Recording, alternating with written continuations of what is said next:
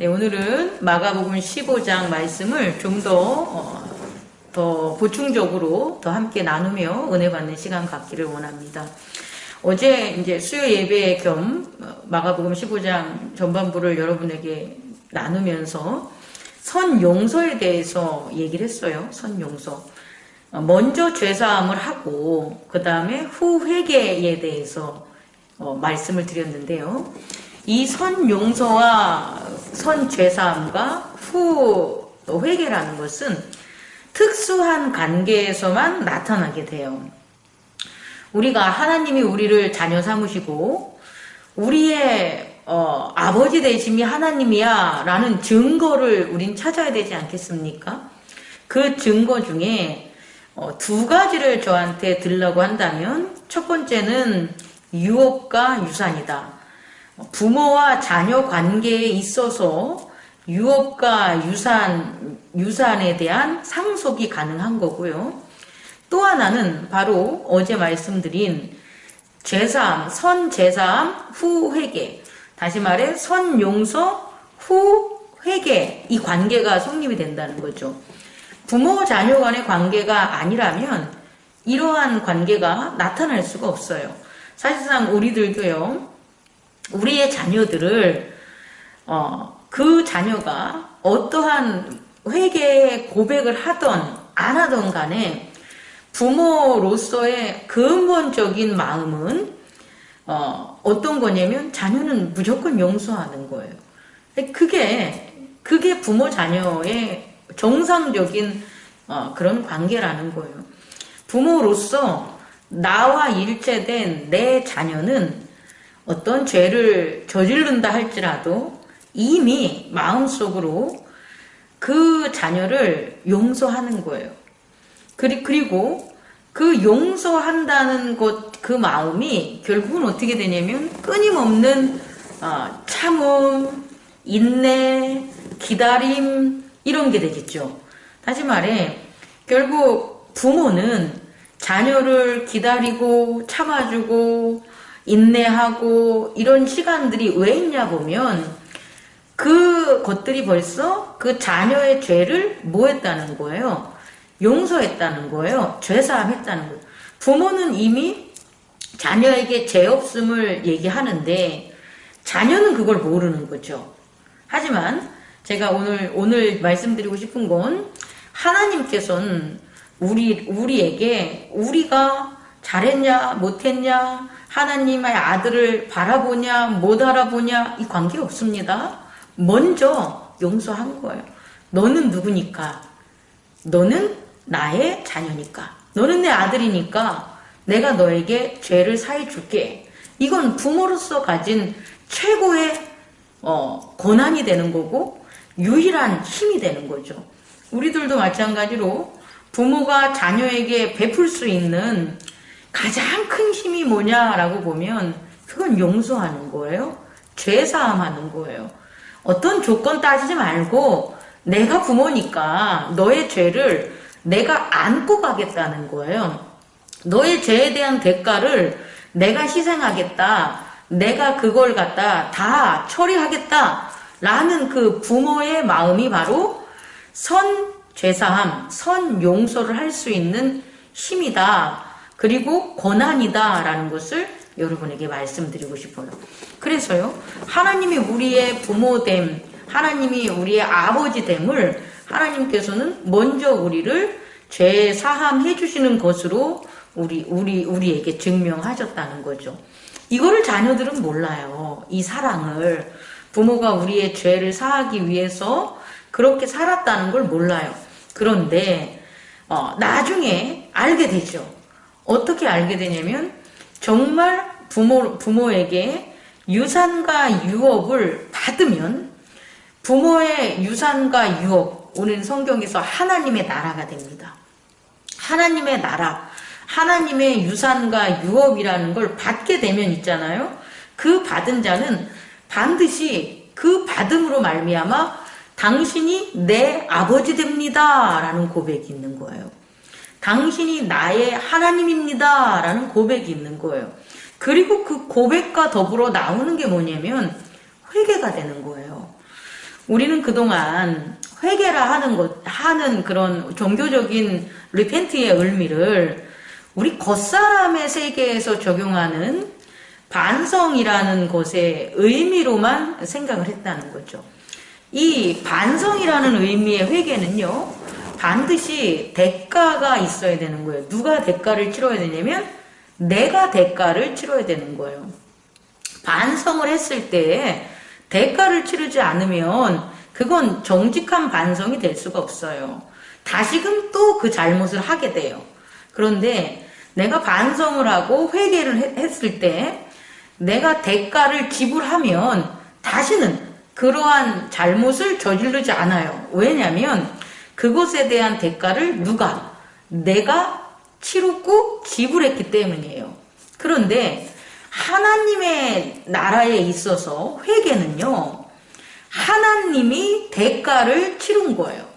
하나님이 우리의 죄에 대한 대가를 치렀기 때문에 우리가 우리의 노력과 우리의 뜻과 우리의 의지로 된 그런 회개가 아니라는 거예요. 다시 말해 내가 대가를 치러서 이렇게 살면 안 되지 라고 반성하는 겉사람적 회개나 반성이 성경에서 의미하는 죄에 대한 회개는 아니다라는 걸 저는 여러분에게 전하고 싶습니다. 그렇다면 복음서에서 증명하는 그런 회개함은 뭐냐 하는 거예요. 그 회개함은 바로 뭐냐면 하나님 됨을 깨닫는 거예요. 대표적으로 베드로가 회개가 있죠.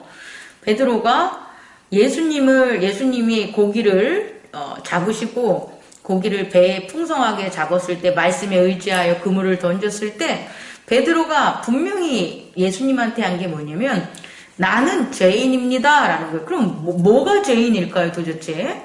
베드로가 열심히 살지를 않았습니까?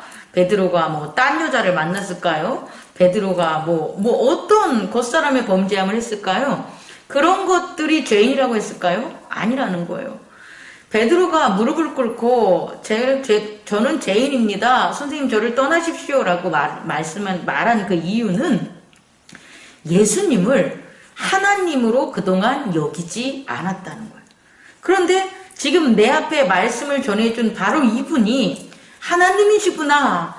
나는 하나님 된 예수님을 나는 그동안 무시했어. 알지 못했어. 나는 믿지 않았어. 따르지 않았어. 이것들이 나타나는 회개. 그래서 나는 죄인입니다. 라고 얘기하는 게 우리 기독교에서 말하는 리펜트, 회개가 되는 거예요. 다시 말해 교회 생활을 많이 해도요. 처음 온 자나 수십 년 한 자나 회개에 있어서 하나님을 바라보고 당신이 정말 살아계셨군요. 하나님 당신이 내 삶에서 늘 나에게 사랑을 베푸시고 나를 구원해 주시고 나를 이끌어 주셨군요. 제가 그것을 모르고 살았습니다. 라고 저는 죄인입니다. 라고 한 회개가 참 회개라는 거예요. 그런데 처음 나오던 30년 나오던 연수에 관계없이 이 회개를 안 하는 거예요. 하나님을 하나님으로 보지 못하는 거예요. 하나님이 예수 그리스도를 통하여 내 삶에 역사하시는 것을 고백하지 못하는 거예요. 그러면 그 고백하지 못함으로 말미암아 나는 죄인이라는 회개를 하지 못한다는 거예요. 이렇게 하나님이 하나님 되심, 예수님이 하나님의 아들 되심을 내가 모르고 살았던 나의 죄됨을 회개하지 못한 자는 엄밀하게 말씀드리면 예수님을 영접하지 못한 거예요. 복음을 믿지 못하는 거예요. 예수님을 영접하지 못하고 복음을 믿지 못하기 때문에 회개하지 못하는 거예요. 그럼 이렇게 회개하지 않았을 때 어떤 일이 벌어지냐면 우리가 하나님께서는 예수 그리스도를 통하여 선 죄사함을 선 용서를 먼저 했는데 용서받은지 모르고 살아가는 거예요. 나는 용서받은 자인지 모르고 내가 죄인인지 모르니 내가 용서받은 것도 모르며 살아가는 거예요. 그럼 그 용서받음을 모르고 살아가는 것 자체가 뭐가 되냐? 그게 죄라는 거예요. 예수님께서 말씀하시는 것은 너희가 내가 하나님 됨을 모르는 게 그게 죄라는 거예요. 나는 하나님의 아들로 너희에게 왔는데 너희들이 나를 그걸 몰라. 그럼 그게 죄야. 다른 게 죄가 아니라 그게 죄라는 거예요. 그럼 이렇게 예수님이 하나님의 아들됨을 모르고 살아가는 것은 결국 내가 용서함 받은 하나님의 자녀라는 걸 모르고 살아가는 게 죄가 된다는 거예요. 하나님을 모르는 것은 하나님의 자녀된 나 자신을 모르고 살아가는 게 그게 뭐가 되냐? 죄가 되는 거예요. 그럼 어떻게 되냐? 이렇게 되면 거듭남의 역사가 일어날 수가 없는 거예요. 죄 사함을 받았다 할지라도 택함을 받았다 할지라도 어떻게 되는 겁니까? 부름을 받았다고 할지라도 택함을 받을 수 없는 거예요.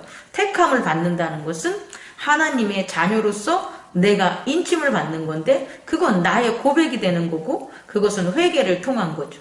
그 다음에 일어나는 게 성령의 역사하는 거예요. 하나님의 영이 우리의 몸으로 들어오는 거예요. 왜? 자녀니까. 그럼 하나님의 영이 우리와 함께, 성령이 우리와 함께 하니까 우리는 거듭남으로 변할 수 있다라는 거예요. 두 번째는요.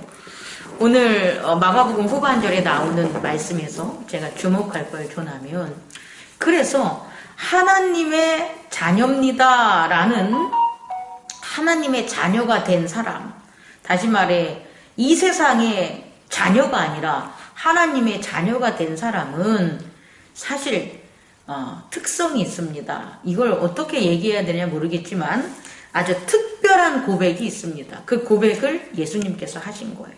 어떻게 하셨냐면요.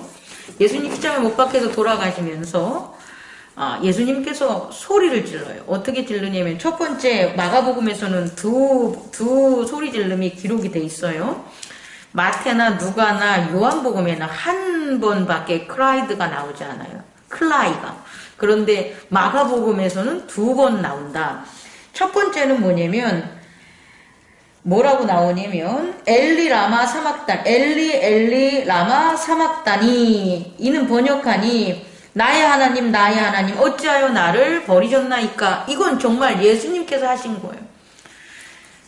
우리가 하나님의 자녀가 된다면 이 고백이 있어야 돼요. 어찌 나를 버리셨나이까. 이 나를 버린다는 것은 내 육체를 버리는 거예요. 내 죄된 나. 그동안 하나님의 아들임에도 불구하고 하나님을 섬기지 못하고 살아갔던 육신의 나를 버려야 되는 거예요. 그럼 여기서 예수님은 하나님의 아들인지 아셨는데 왜 이러셨겠습니까는 예수님께서 이 질보를 당한 건 예수님의 죄가 아니라 우리들의 죄인 거예요. 우리들의 죄. 예수님은 이렇게 안 하셔도 돼요. 하지만 예수님께서 하나님의 어린 양으로 대속 제물을 드리기 위한 하나님의 자기 희생이 되기 위해서 지금 예수님은 우리를 대신해서 이 고백을 하는 거고 우리 또한 이 고백들이 나올 수 있는 거예요. 정말 하나님을 섬기면 철저하게 이 세상에 있어서 육적인 것들에 있어서 하나님은 우리를 용납하지 않으세요. 하나님의 아들인데 하나님의 아들이 왜 육적인 일을 하는 것을 하나님이 용납하겠어요? 그럼 아이러니하지만 하나님의 자녀들은 이 고백을 할 수밖에 없는 거예요. 어디에 있어서 육신으로 일어나는 작용들, 몸을 육신으로 써야 되는 일들에 있어서 그 이생에 있어서의 삶에 있어서는 이 고백들을 할 수 있다라는 거예요, 여러분. 두 번째는 여기서 끝나는 게 아니라는 거예요. 여기서 끝나지 않고 예수님은 한 번 더 크게 소리를 지르시고 숨을 거둬요.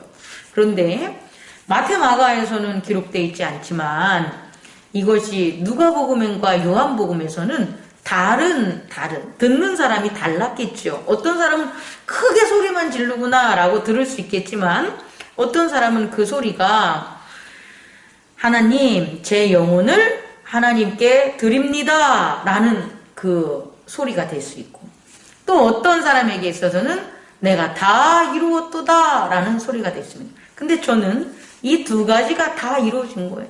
십자가에 못 박혀 돌아가셨을 때 엄밀히 말하면 예수님은 3번의 말씀을 남깁니다. 첫 번째는 나의 하나님 어찌하여 나를 버리셨습니까? 라는 육체의 버림을 고백하시고, 두 번째는 내 영혼을 주께 드립니다 라고 내 영혼을 하나님께 드리는 산 제사, 그 영혼에 대한 제사, 드림에 대한 고백이 있었고, 마지막으로 이것을 한 두 가지, 육신을 버리고 영을 하나님께 드림으로 예수님은 이 땅에 오셔서 하셔야 하실 그 복음에 대한 증거를 하신 거죠. 다시 말해 다 이루었도다. 다 이루었다는 것은 하나님 아버지가 내 육신의 버림을 봐서 내게 새로운 부활의 몸을 주고 내 영을 받으시는구나, 다 이루었다 라고 예수님께서는 소리 지르시고 돌아가신 거죠. 이 세상을 떠난 거죠.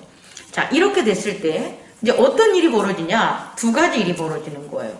첫 번째는 예수님을 오시기 전에 있었던 구약의 언약, 올드 테스트, 구약에 있어서 하나님께서 그를 따르는 그리스도를 믿는 자들에게 준 언약. 그래서 무덤이 갈라지고 이 흰옷 입은 자들, 거룩한 도성으로 하나님께서 뭐 하시는 겁니까? 예수님 부활 이후 이들의 부활.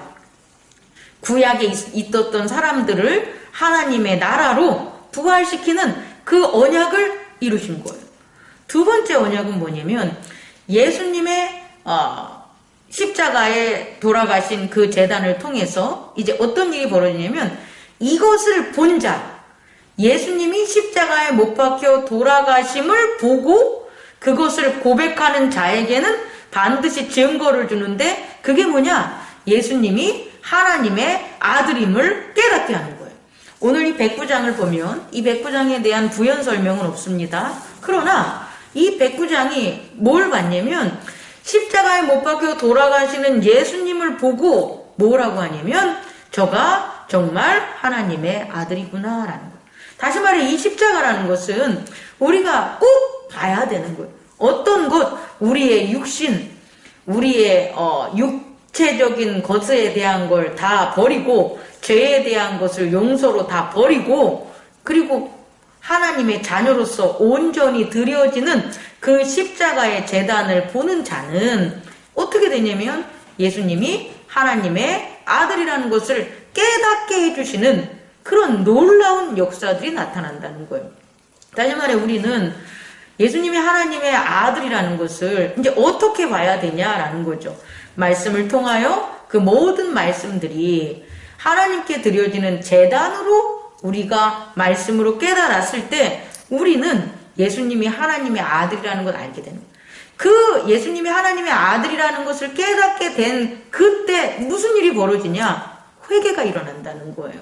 그리고 그 회개는 성령의 역사함으로 거듭남의 증거가 된다는 것. 여러분, 오늘 일일 말씀으로 여러분께 드렸습니다. 감사합니다.